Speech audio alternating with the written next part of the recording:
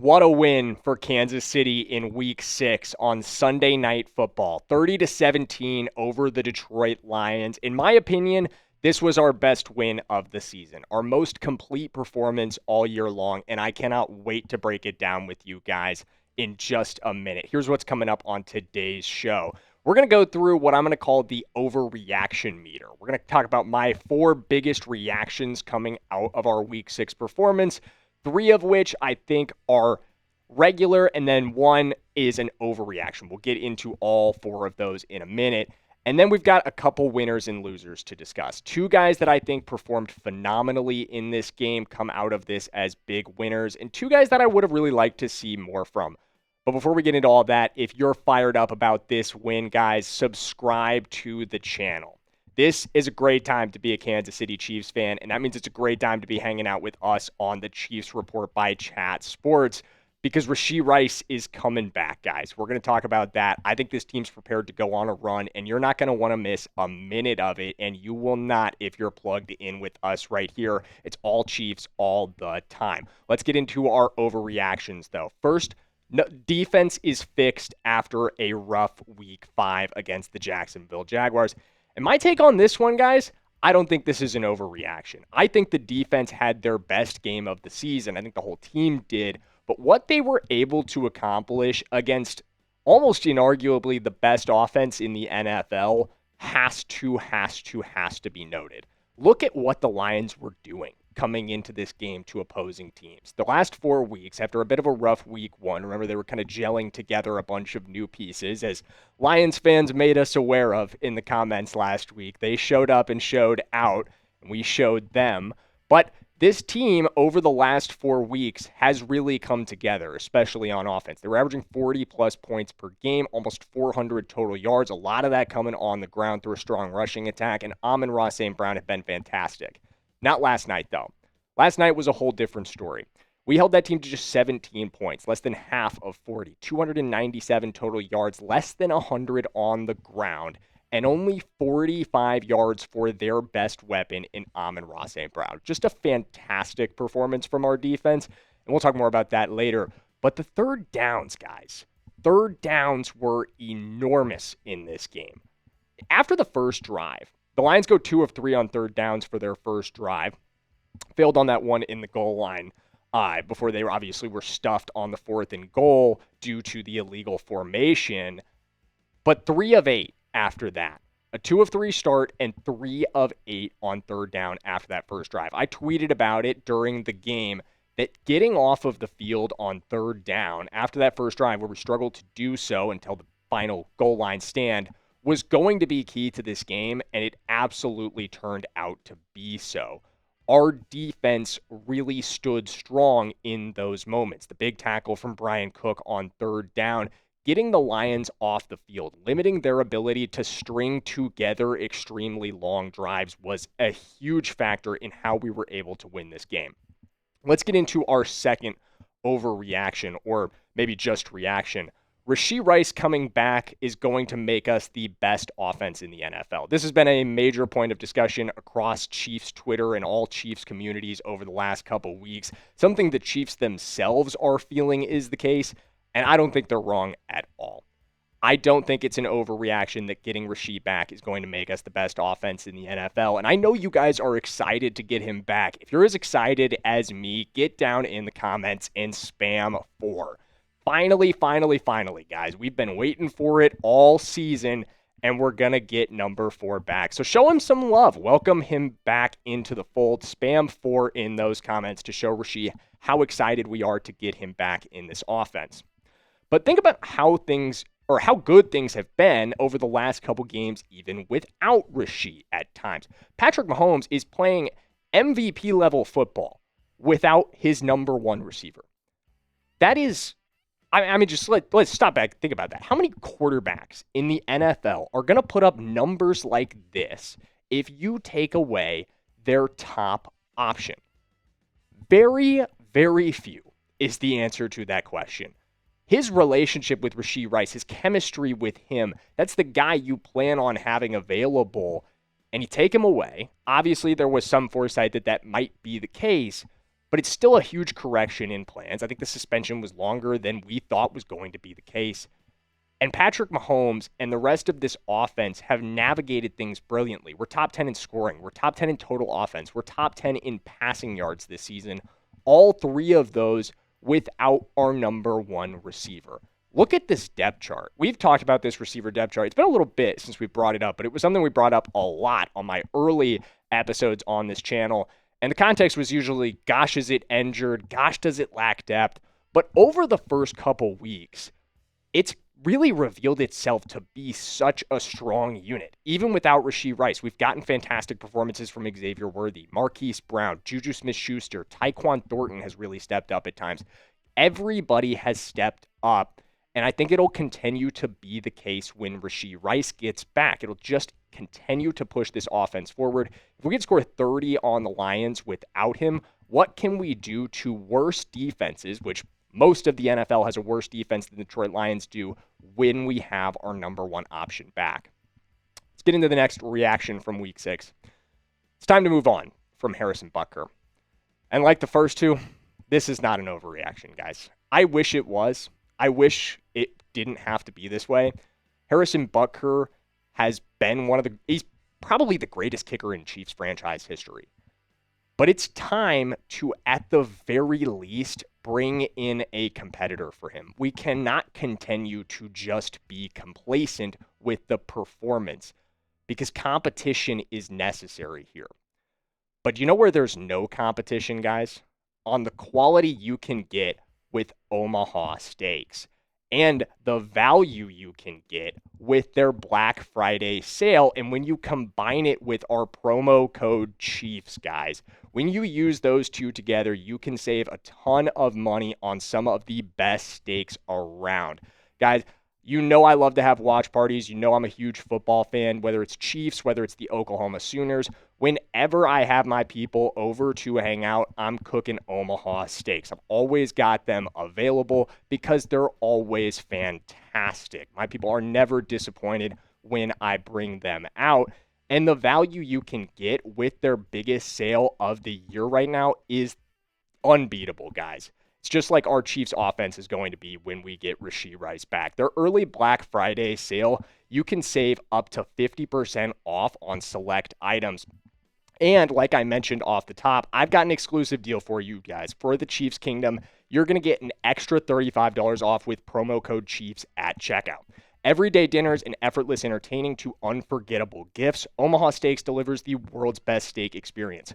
Enjoy USDA certified tender steaks, juicy burgers, cozy and convenient comfort meals, and so much more. And like I said, guys, save big with Omaha Steaks during the early Black Friday sale. When you visit omahasteaks.com for 50% off site-wide and an extra 20% off select favorites during the early Black Friday sale, and for an extra $35 off, make sure you use promo code Chiefs at checkout. Terms apply. See site for details. That's 50% off at omahasteaks.com, promo code Chiefs at checkout. Let's get back into our Harrison Butker discussion. It's been rough this season, guys. Every single game, you can point to at least one mistake from Harrison Butker. Not a game-changing mistake every single time, but some of them absolutely were. He's missed 3 extra points this season. He's missed 3 field goals. He's 4 of 7 from beyond 40 yards. That's less than 60%. And he had the awful kick out of bounds last week versus the Jags. And I think it should be noted that he is 37th in the NFL in extra point percentage and 24th in field goal percentage. I don't know. They didn't add any more teams in the last couple days. There's still just 32. So I don't think it should be acceptable that our starting kicker is worse at hitting his extra points than 5 backup kickers in the NFL. That's unacceptable, guys. It just simply is. There is no two ways about that one. And there's a couple kickers I think we could consider. 4 guys that come to mind. Zane Gonzalez, he had a pretty solid year with the Washington Commanders last season. They didn't end up bringing him back. He's currently available. Rodrigo Blankenship, he hasn't kicked in the NFL in a couple years, but you could tell from his social media posting that dude's still in shape. He's been recreating the longest kicks in the NFL every week, and he's hitting most of them. So at least bring him in for a tryout. He seems like he's playing pretty well right now. Lucas Havershek had a great week with the Green Bay Packers, went 3 for 3 and hit from 45, and they're going to be bringing back, Brandon McManus once he returns from injury, so Havershek's timeline is limited in Green Bay. He should be available. And lastly, Austin Seibert, he kicked at points for the Commanders last season as well, and he was very good, over 90% on his extra points and over 90% on his field goals. I think any of the four of these guys would make solid competition for Harrison Butker, but you've got to do something in this room. You can no longer just be okay with Butker missing kicks and it costing you opportunities to add to your lead. We should have won 31-17 last night. It's inexcusable. Lastly, Andy will go for it all the time now. I don't think so, guys, but maybe he should, because look at the way he was able to spark this offense with the decision to go for it on 4th and 2. He spends all week preaching the need to score more points, preaching the need to get after it on offense after that Jags game.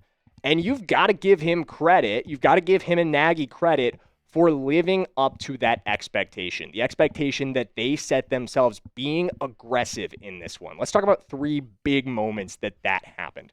The first one, very early on our first drive, they go for it on 4th and 2 in the red zone, hit with a touchdown to Xavier Worthy. Secondly, they go for it twice on the second drive on 4th down. They get one of them, they don't get the other. You're going to live with mistakes like that, though.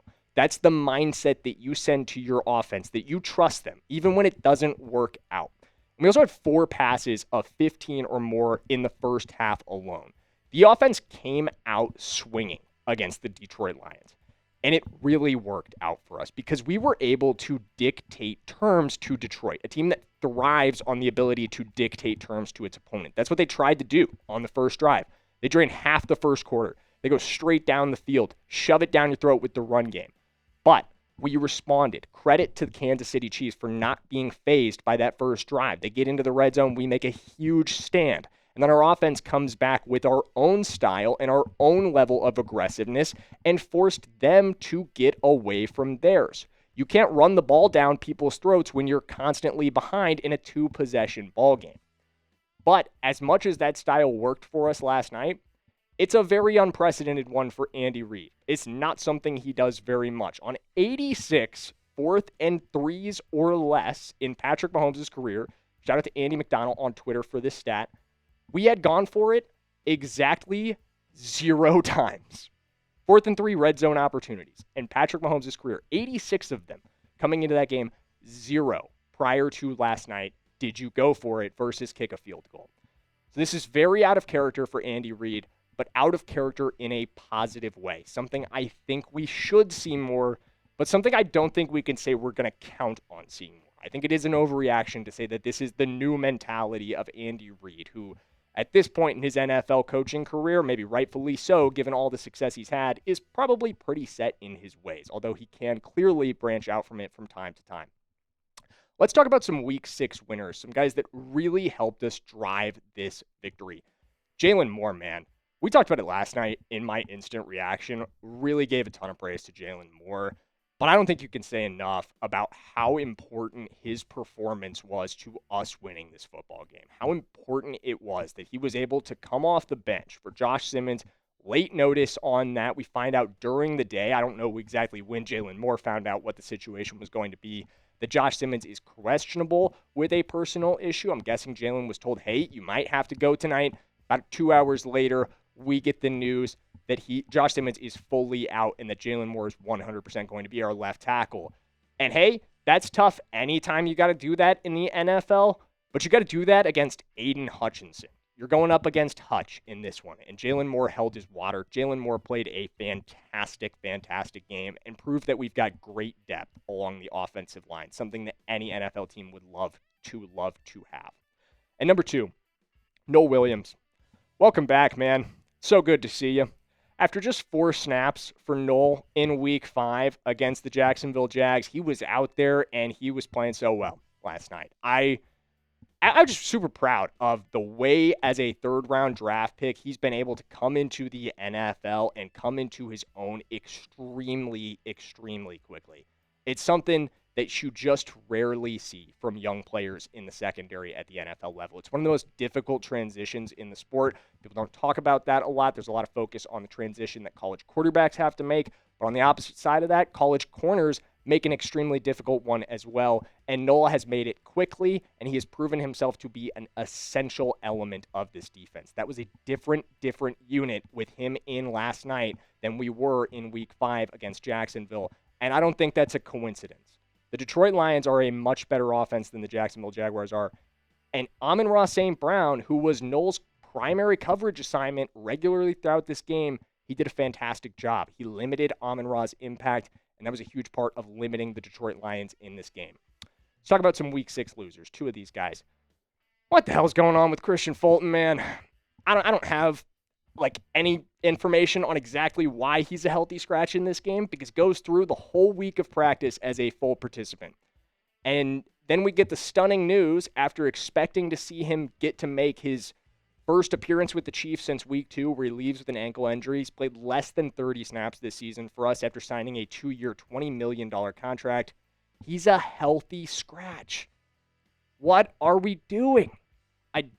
I don't know if he's just not good anymore, if he's just not a fit for Spagnuolo's scheme, but I cannot wait to get more information about what's going on with Christian Fulton, because that signing continues to get more and more frustrating. Initially, it was the injury issues. Injuries are off the table now. He is 100% healthy. He practiced all week, and he is not playing at all. Speaking of not playing at all, Jalen Royals. I think this might have been Jalen Royals' last week to really have an impact on this offense this season, and it just didn't happen for him. He has, I want to say, 1 target. He has not caught a ball this season. He's played very limited snaps, and a lot of the snaps he has gotten, he's been used as a decoy or as a blocker. I just don't think we're going to end up seeing Jalen Royals make the impact that I expected to see him have as a rookie. Very exciting player at Utah State. I think he's got a future with this team. But with Rashee Rice coming back next week and the way the rest of the receiver room has played, I'm just not seeing a role for Jalen Royals in that unit this season, bar some dramatic change or potential injury down the line. Good to have him as depth, but probably not going to be the impact maker we thought he'd be as a rookie. But thanks for watching, guys. Thanks for hanging out with us today. And if you made it to this point in the video, I know it was a bit of a long one today, go down in the comments and type Chiefs for me. Let me know you made it. Let me know you're one of the real ones here and you're subscribed. We massively appreciate everybody that is. And I'm going to see you guys in the next one. Let's go, Chiefs.